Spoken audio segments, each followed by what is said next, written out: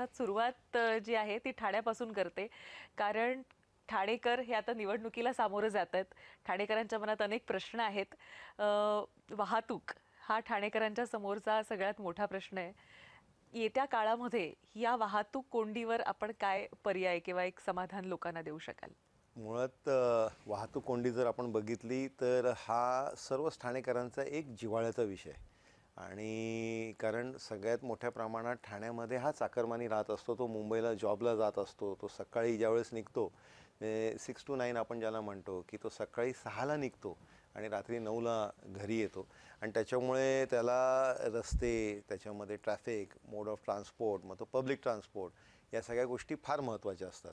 या सगळ्या दृष्टिकोनाने येत्या काळामध्ये आपल्याला ही जास्तीत जास्त सुविधा ठाणेकरांना कशी देता येतील याचा एक प्रयास आम्ही शासन म्हणून सातत्याने करत असतो.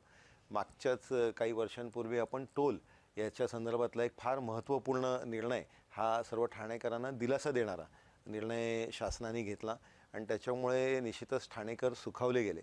पण आपण बघितलं की हा जो ट्रॅफिक कंजेशन आहे, खरं तर आपल्याला लक्षात असेल की सुरुवातीला पहिले 2 लेन हायवे होता, नंतर तो 4 लेन झाला, विथ सर्व्हिस रोड झाला, त्याच्यानंतर फ्रीवे आला, त्याच्यानंतर आता कोस्टल रोड आला. तरीही ट्रॅफिकचं सॉल्युशन असं काही नाही आहे.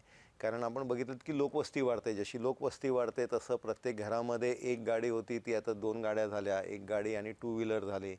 त्याच्यामुळे व्हेकल हे सातत्याने वाढत राहणार.